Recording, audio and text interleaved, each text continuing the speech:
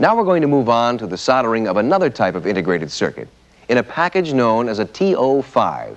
Again, we have a number of leads to deal with. When they're all in place, they are cut to the proper length and soldered. Here again, notice the light touch used and the painting of the solder each time.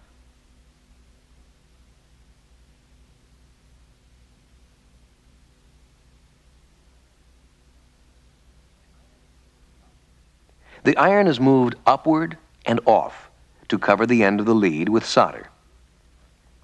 This is the preferred result.